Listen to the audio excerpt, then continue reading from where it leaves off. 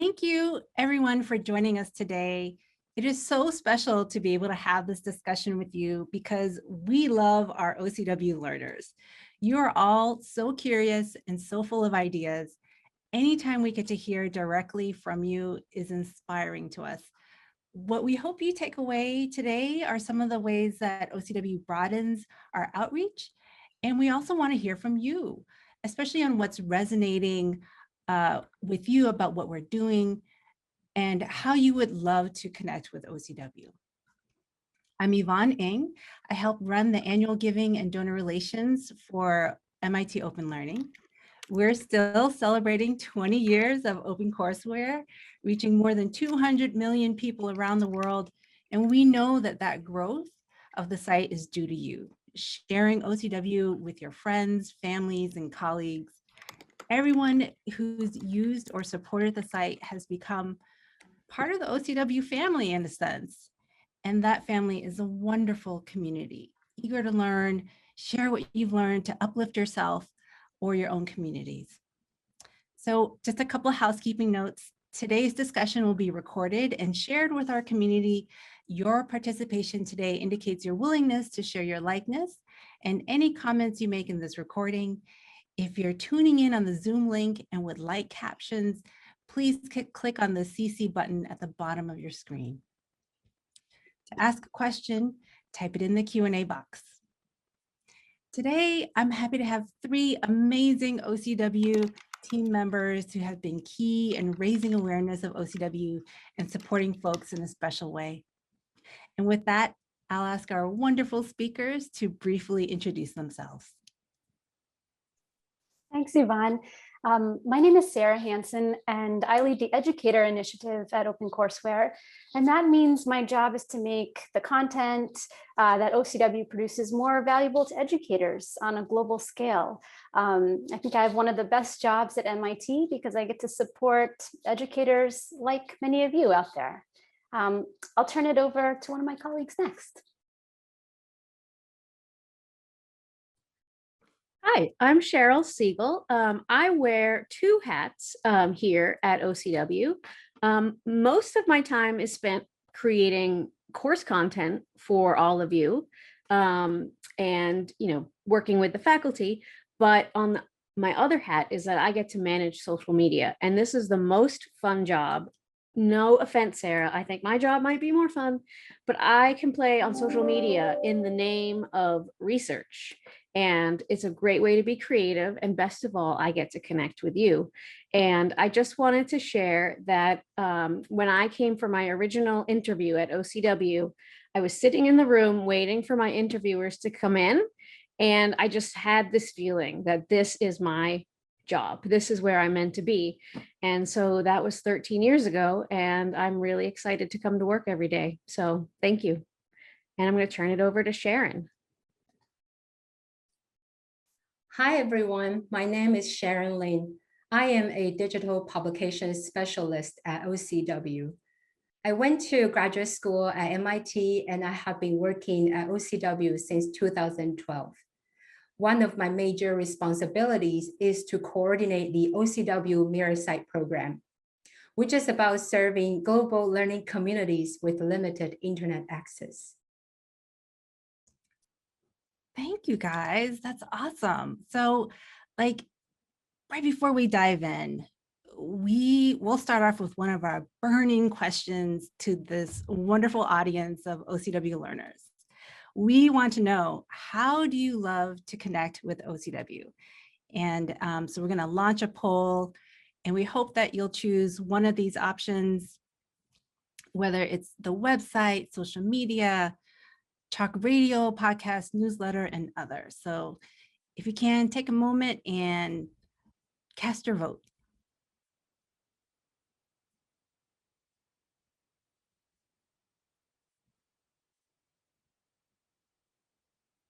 And then we'll just give it like another couple of seconds before we close the poll. But I kind of feel like I know. But I won't know until you guys tell us. Ha! The website. It's true. But you know what's really cool? I love that you guys hear through us you get to us through social media, but Chalk Radio podcast is like one of our newest ventures, and it's awesome that you guys know about it. So the first question I'm going to pose to my colleagues here is, can you talk about some of the work you do to build communities of learners and educators, and perhaps some of the things that have surprised you? And we'll start off with our good friend, Sarah. Hi.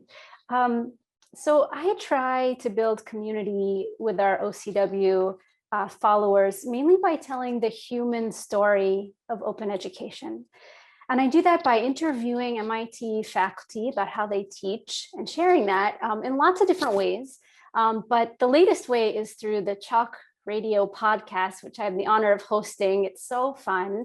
And we really created the podcast for you out there. We wanted to create a sense of community for you. We bring you into conversation with some of the most interesting faculty on campus who are doing like really interesting courses and research. And we want you to feel like you're under the dome with us and that you're walking down the infinite corridor with those faculty members. And we want you to be inspired to learn just like we are every day. So that's my main effort these days in creating community. It's been like really an exciting journey. We have listeners from all 6 continents so far. We don't have the penguins in Antarctica yet, but I'm working on that. We have over 300,000 listens across like different platforms and venues. So it's just been great. And I guess the thing that surprised me the most is how many people reach out to us who also want to share the human story of open education. At conferences, we have a lot of people asking how they can do similar work.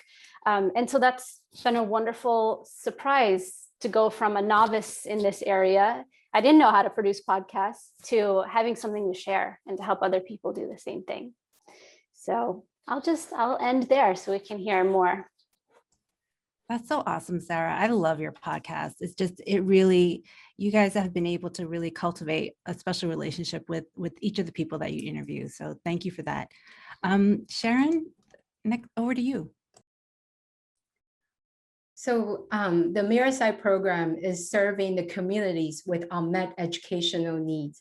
Every time when I prepare a portable hard drive, which contains a copy of the content on our live site, and when I put that little hard drive into a shipping box, the box can look pretty ordinary, just like any of the Amazon packages. But I imagine that from the recipient's end, the hard drive can bring hope, inspiration, life-changing knowledge that will benefit people who may not be able to be on the MIT campus, but equally so desire to learn. And one of the most surprising moments is that I have shipped these hard drives to places around the world, both domestically and internationally, including Haiti, Myanmar, Somalia. And one time, a US Navy submarine with an undisclosed location. That was pretty cool. Oh my gosh, I love that you do that. I remember I actually used to ship out those drives way long back in the day, and those drives used to be at least like a good 5 pounds. It's amazing that the drives are as like big as your hand. So it's kudos to technology. Cheryl, do you want to tell us a little bit about like some of the work you do to build community and perhaps something that surprised you? Absolutely.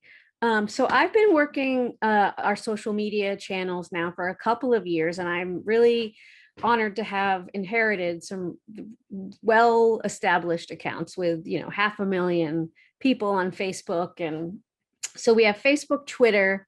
I also just started an Instagram account, and I'm on a march to 10,000 followers. I plan to get there by the end of the year. And we also have LinkedIn for professionals. And the hardest part is how do I get you guys to notice us in this infinite scroll? I think about that as I do my own, surfing on the web, on Facebook or whatever. Like, what gets me to stop? What is interesting and what blends into the fray? And OCW doesn't have a built-in community of learners like in the way that a MOOC might, where you have a group of people taking a course all together. And, we've tried many experiments over the years and they, haven't worked for a variety of reasons. So I think social media is de facto become that place. And so thinking of it as I'm curating a community of learners, that's a guiding principle for me. So not only do I want to hear from you and to share with you, but I want all of you to talk to each other as well. So I really strive to be interactive. There is a lot of just, hey, we have this great new course on nuclear engineering, but it's also, I want back and forth conversations. I've been chatting with someone on Instagram Messenger, trying to help him figure out the best course and how it works. So don't be shy, feel free to reach out. And I love hearing about your ideas and what makes you angry or what doesn't make sense to you. I find people aren't too shy about these things. And I think the greatest skill or gift that I've honed through these years is to really get a better understanding of who our audience is, who you are. So I don't just post OCW related things, although I do, but I also want to repost and share articles about science and technology and pop culture that might be of interest to you. Or maybe some obscure Star Wars reference that only you guys might get. But the thing that surprises me most is that you cannot get enough nerd humor in all its forms. I try really hard for holiday themed ones. The Thanksgiving ones are particularly good. Go back and look.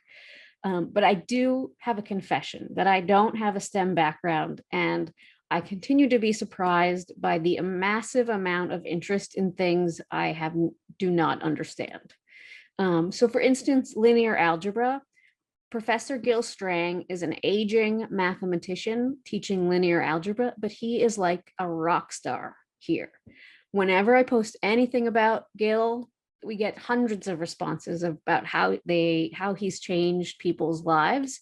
And so at the end of the day, that's what really keeps me going. So again, don't be shy, reach out. I'd love to hear from you. Thanks so much, Cheryl. I absolutely adore all the work that you put into all of our social media sites. You have been really able to cultivate a beautiful community that's supportive of each other and have very strong opinions. And I think that's what we love to hear. But we also love to hear from our learning community just about their experience. And I've been so lucky to have read so many OCW stories from folks who just describe how OCW has helped them fill their educational gaps or skill up for their careers. Would y'all take a moment and share with us a story from the community, perhaps how somebody used OCW that inspired you to keep sharing OCW with the world? And we'll start off with Sharon. Yes, so our goal is try to reach out to a diverse group of underprivileged learners in the world. For example, recently, I have sent mirror drives to prison in order to serve the incarcerated students. Keep in mind that these students do not have any freedom to access the internet, yet still have the opportunity to learn.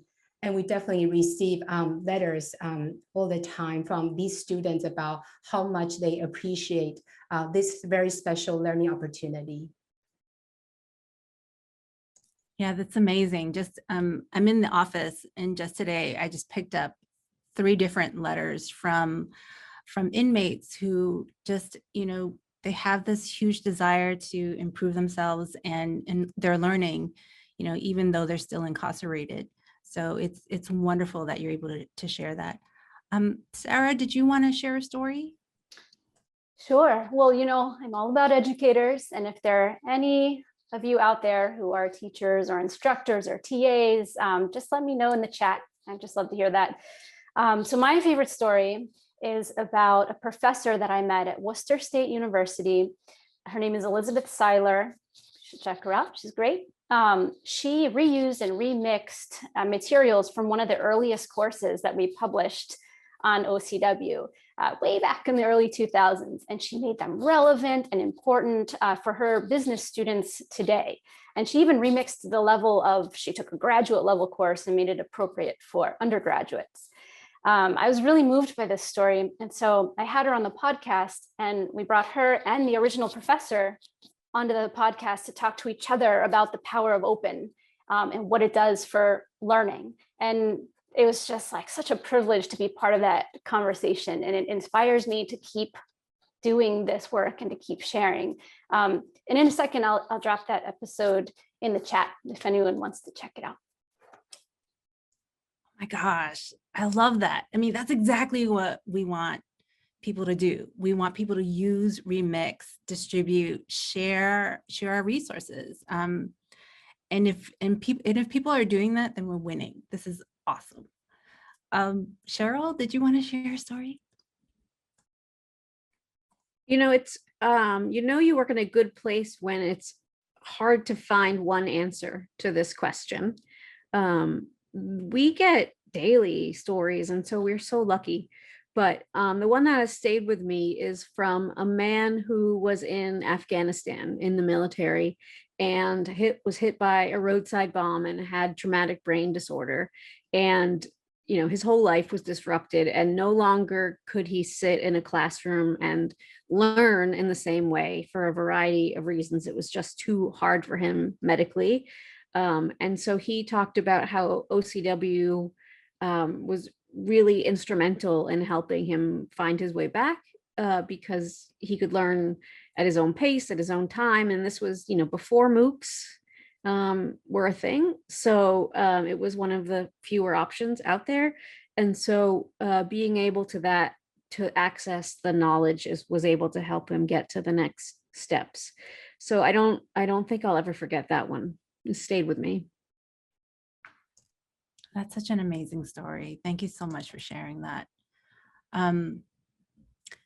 You know, we're going to just slightly switch gears here because in putting on this discussion, you know, we invited you all to, you know, send in your feedback, send in your suggestions on, you know, how we can do our work better in terms of raising awareness.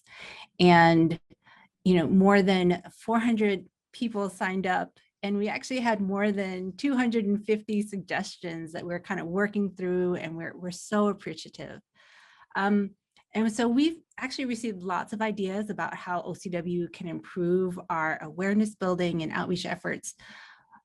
For you panelists, what kind of community feedback or input is or would be helpful to you in your outreach work? Cheryl, we'll start with you. I would actually like to answer a question from YouTube from Braden about how we got our social media accounts to the levels that we did. And as I mentioned, I inherited many of these, so I wasn't present at the beginning, but my understanding is that we did end up having to run ads, paid ads that, you know, we don't have a huge budget for we're not like Toyota or something, but we did do campaigns and boosting, and that was eventually what, you know, got it there. But you also have to remember there was a lot less competition for your eyes out there at the time, you know, 5-10 years ago, whatever, whenever this was. And so it wasn't as competitive as it is now, or crowded, I guess is the word. But I guess I'm really interested to know what makes you stop and read. Is it, you know, people seem to really love video. Do you want more video in our social media accounts?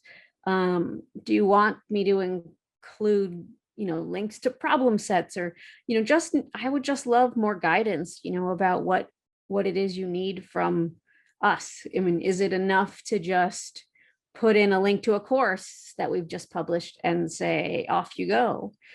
So any kind of feedback people have about that would be super helpful to me.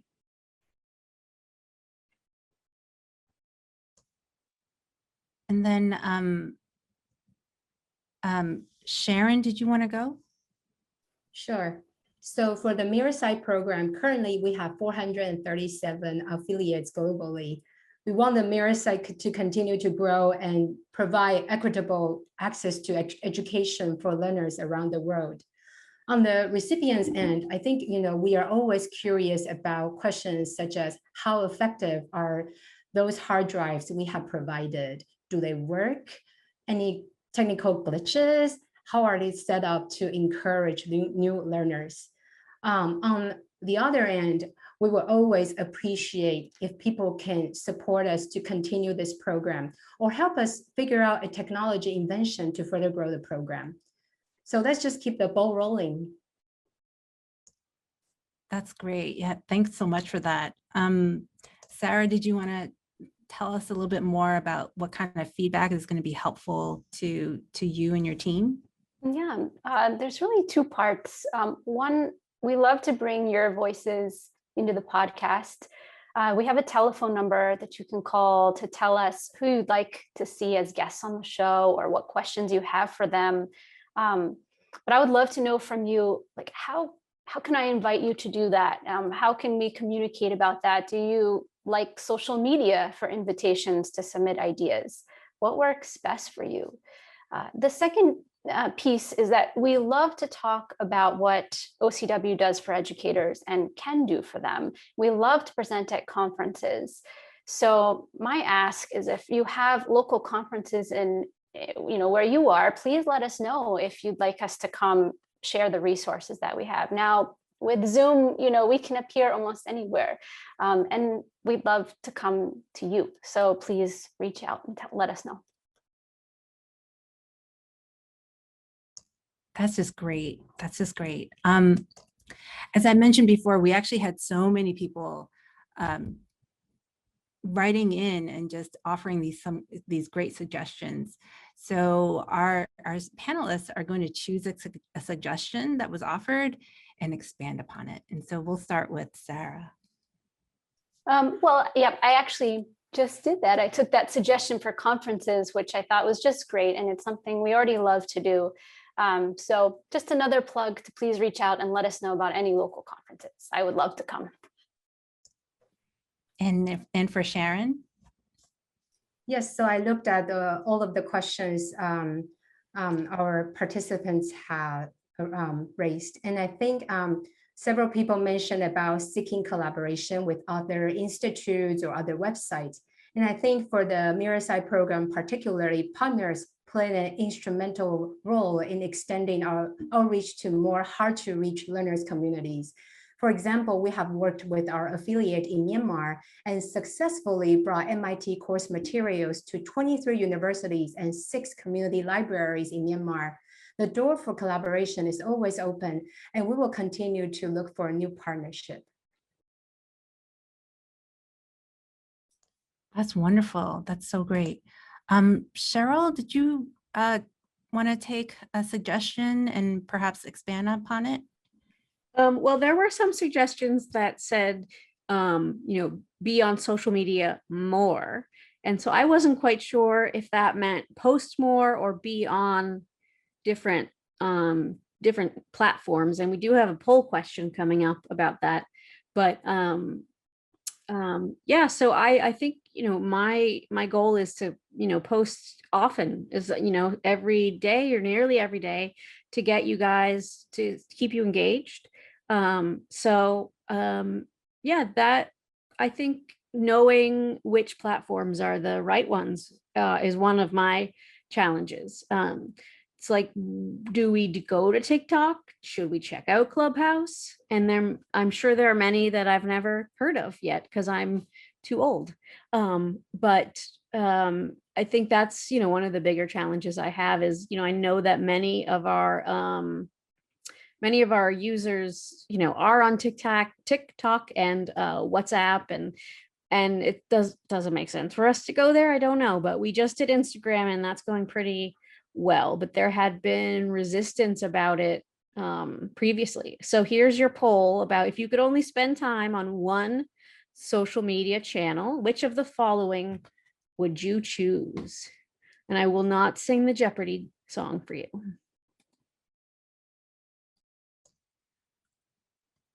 But you could totally do it, Cheryl. I wouldn't torture you like that. Okay, I appreciate that.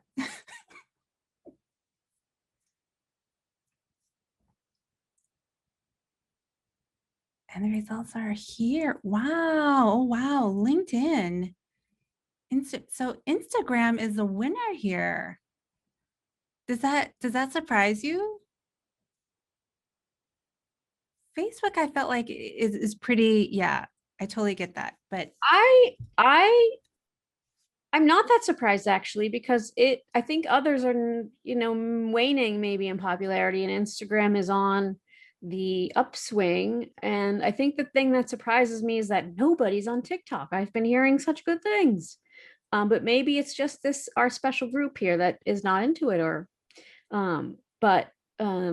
so Instagram, I think that gives me more fuel to the fire here to spend more time on it. So I would have picked Instagram too, for what it's worth. Don't tell Mark Zuckerberg. or maybe we should. No, I'm just kidding. Okay, I think we're ready to open up for some questions here. Let's see if you give us a second to take a quick look.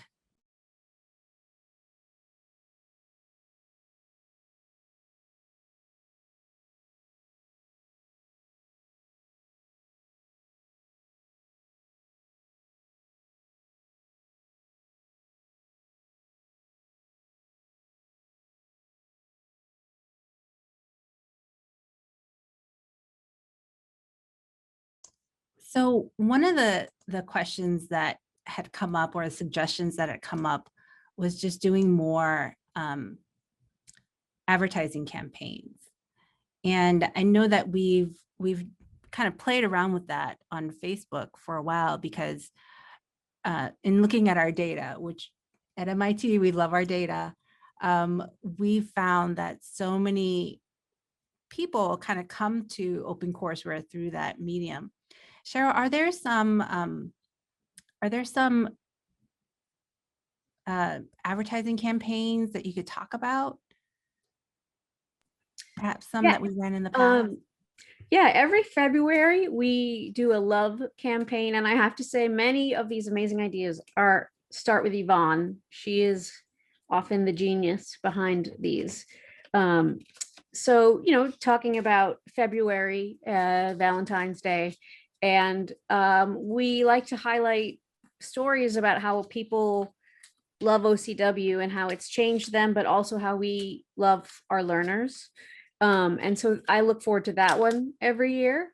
Also, we do a back to school campaign. Everybody, it's all wonky this year, but everybody, is gearing back up to back to school. And so we try to help by providing intro courses, things students might interact with on their freshman year and, need to get caught up to speed.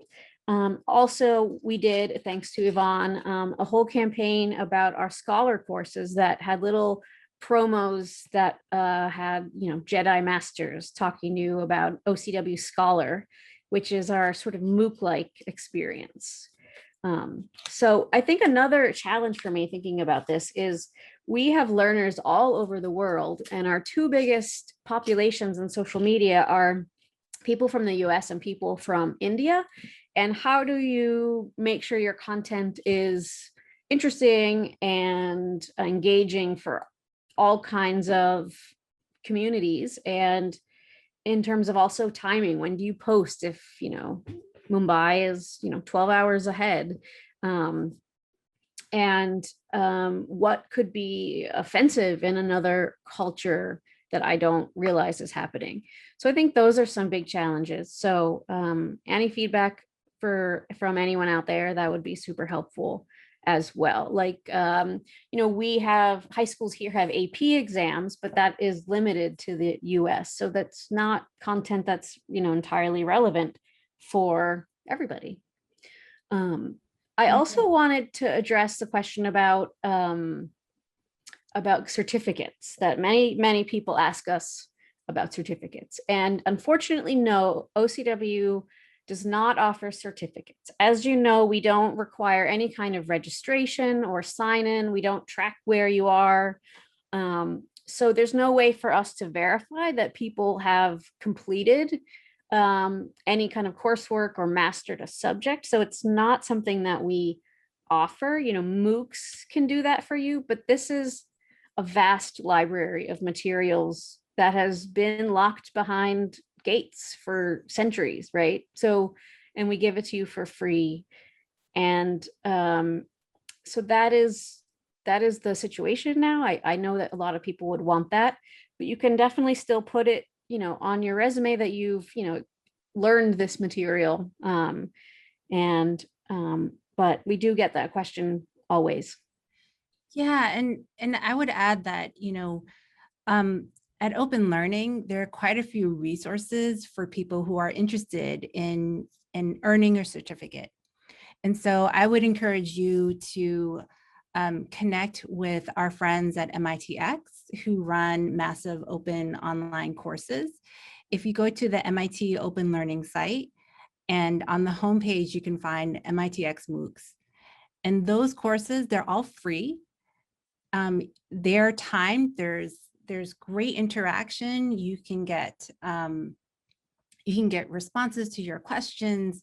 And if you choose to get a certificate, there's a nominal fee. There's a fee for that, but you could still access all of those courses and audit them for free. We had a question from Van Vu, who wants to know, does MIT guide people to be teachers?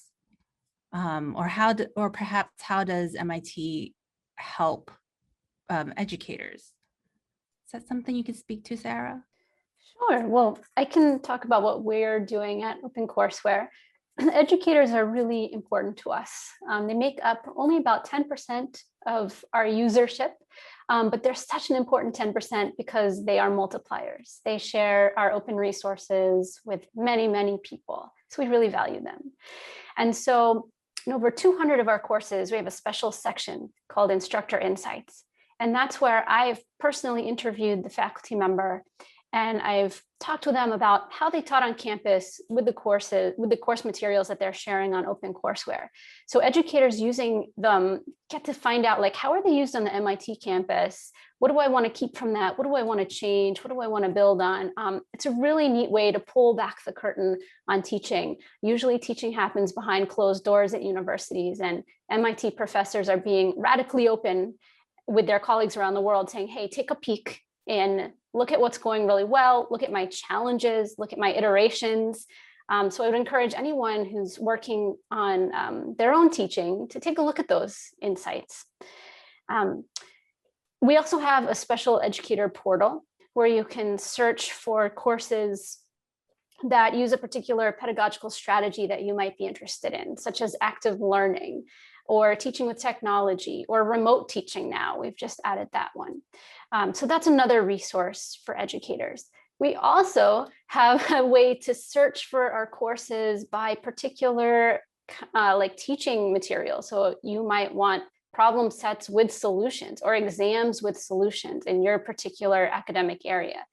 We make it possible to do that.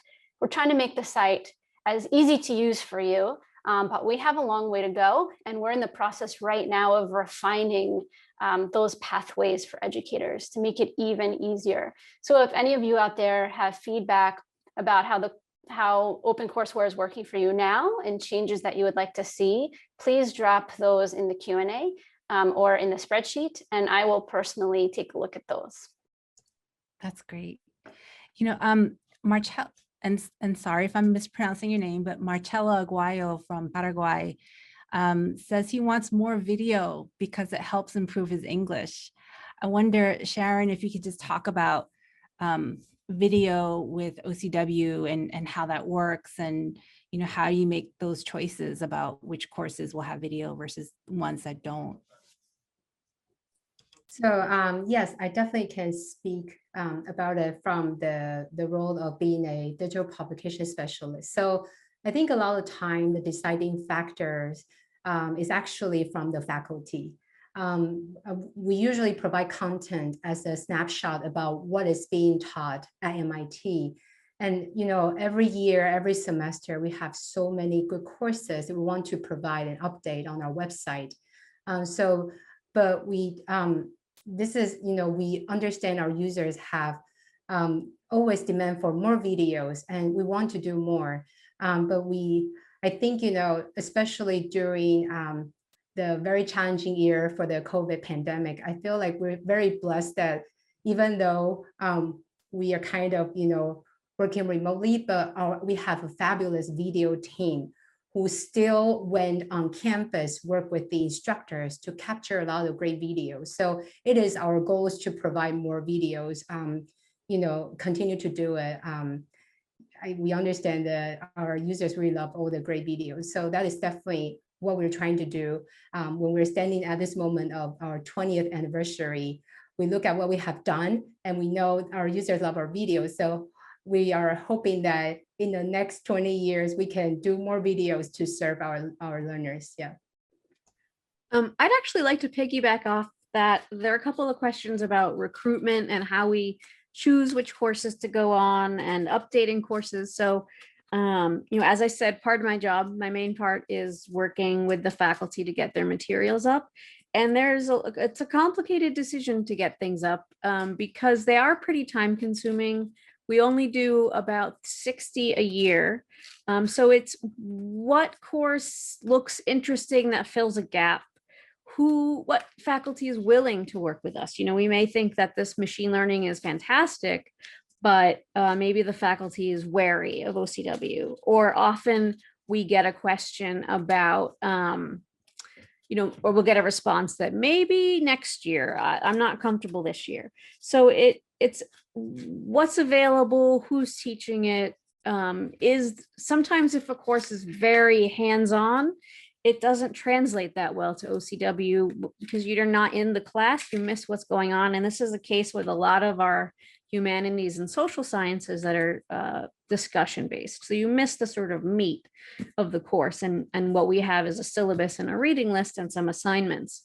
And then in terms of updating, we are very, very aware that many of our courses are old and need to be updated.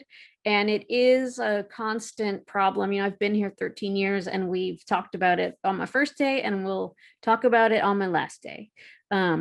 So it's something we strive for. Wasim had mentioned that he saw a linear algebra course from last century. And there are some courses that are classic, that the material doesn't change, like classical mechanics, like calculus. The fundamentals of linear algebra are the same pretty much, no matter when you see it. If what changes is the context and the applications. And actually, to plug Gil Strang, he has a 2020 course about new applications of linear algebra, which we can drop in the chat for you as well. But we know that video is key for people, and so we try to process as much as possible. That's great. Yeah. So we have a question here from our YouTube friend, Martin question. And his question is, what's in it for you? He says, we consume and leverage the free education you provide. That is, of course, highly appreciated. And we love that. And really, I'm happy to take some of this, but I don't know if any of you want to take this. Okay. So why does OpenCourseWare do this? Well, it's because MIT believes in the importance of sharing our materials with the world. The whole idea of MIT is to bring knowledge to bear on the greatest problems in the world.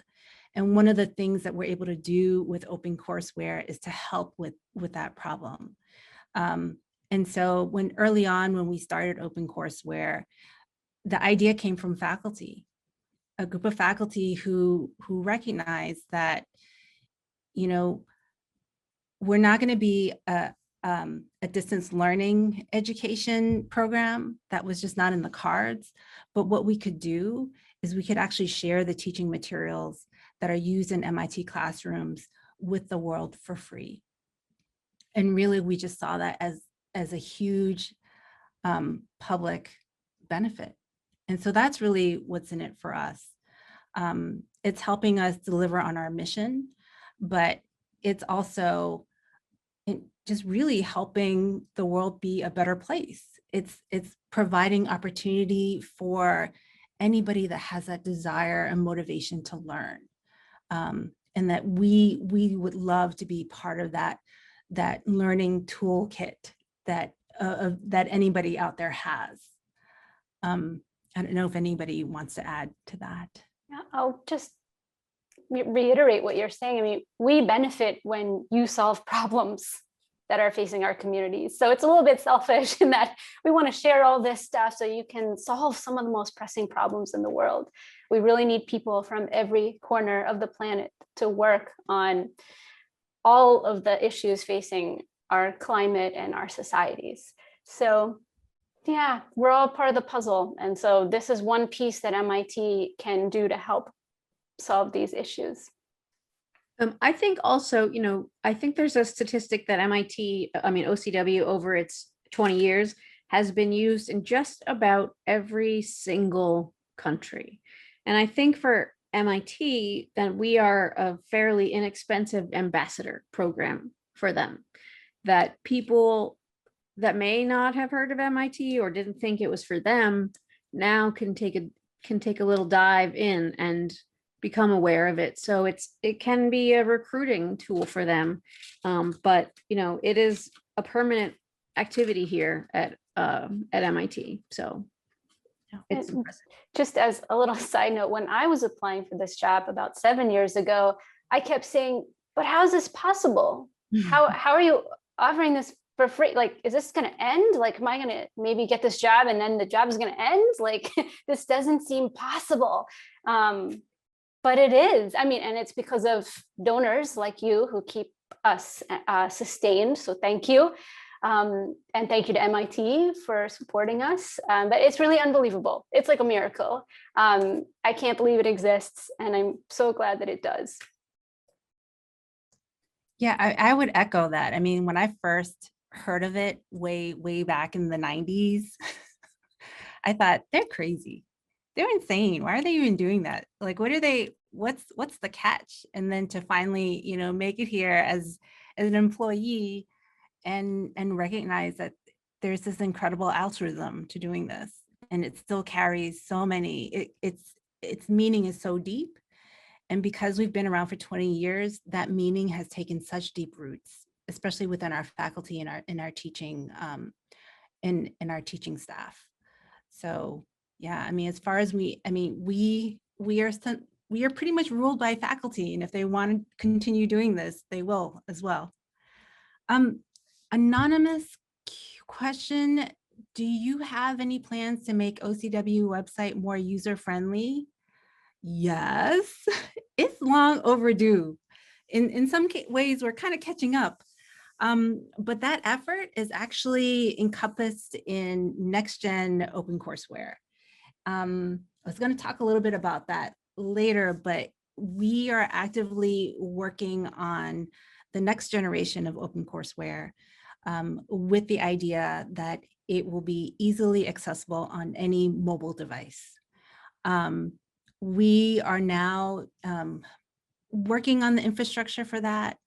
We hope to do a soft launch of the new site later on this summer, and probably by this fall launch completely a mobile-friendly site, one that has stronger search capabilities. We want this to be as user-friendly for educators so that they could take our content and relatively seamlessly integrate our content into their curricula. So there's definitely lots of plans in place right now for that. Okay. And from YouTube, all of us has a question. And this person says, I think translation is an issue. Are there efforts to translate OCW courses to languages such as Arabic, Hindu, Chinese, and Spanish? I'm happy to take this question. I think there's huge value in being able to make OCW content as accessible in other languages that are non-English. We certainly will continue, and we're dedicated to having these courses available in the language that it's taught at MIT, which is mainly English. But for a while, we were working with translation affiliates around the world who are able to find resources and the talent to actually take courses and translate them. Unfortunately, a lot of those affiliates weren't able to sustain their operations. And in some cases, they actually had shifted and created their own OpenCourseWares, which is exactly what we want. We want there to be other OCWs out there, open educational resources out there in different languages to help folks that learn in those languages. But as it is now, we welcome anybody to translate our courses and our resources, so long as they add kind of that disclaimer that we're not endorsing those translations, but that these courses come from MIT and they're attributed to MIT. So I hope that answers your question there. Okay. So there's a question about 3D printers. Yukun's question about 3D printers. Did you want to take that, Sharon? Sure. So Yukun's asked about, are there courses on 3D printers also maintained by the staff members at MIT? So this is a very interesting question. In the past, OCW actually has published several IAP courses. IAP is the time that the MIT communities usually have a lot of opportunity to take on for credit, non-credit, workshop kind of courses. And I believe some of the 3D print or 3D printer courses sometimes is offered as a workshop. So I think that as long as there's an opportunity that there's an IAP course offered on campus, I think our team definitely would just go for it. But in the past, we have published several IAP series, including Girls Who Make, Arduino, Unity. Those are good for people who have the maker's taste. So that's my answer for Yuko's question.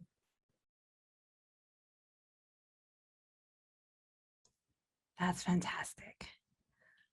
Well, I think that we've come to a close with our session. And again, this has just been so wonderfully fantastic. I want to thank Sharon, Sarah, and Cheryl for sharing their insights into their important work. We want to recognize our OCW team behind the scenes who've been helping us run this event. That's Megan Mafucci, Brett Pachi, Jason Player, Shiva Nemat Nasser, and Kathleen Nazletti.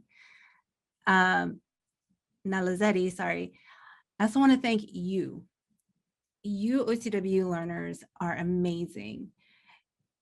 We're so grateful for your feedback and ideas today.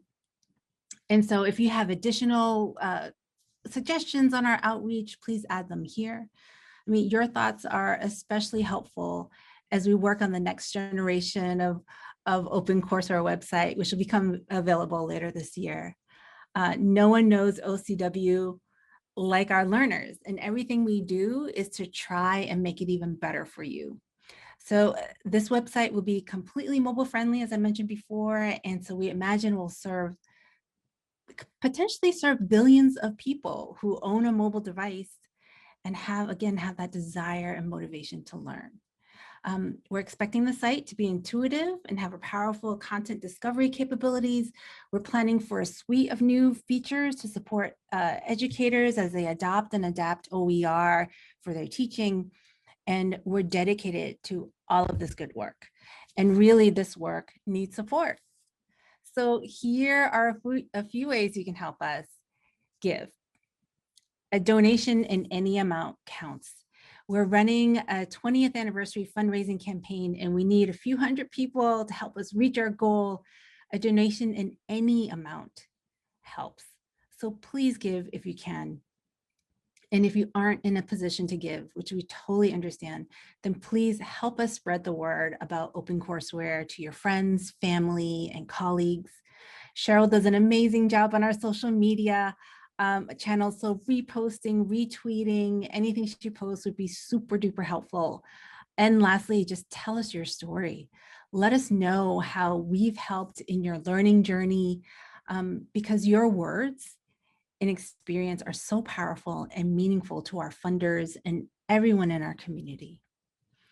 And so with that, thank you again, everyone, for spending time with us. Be well, take care, and keep learning.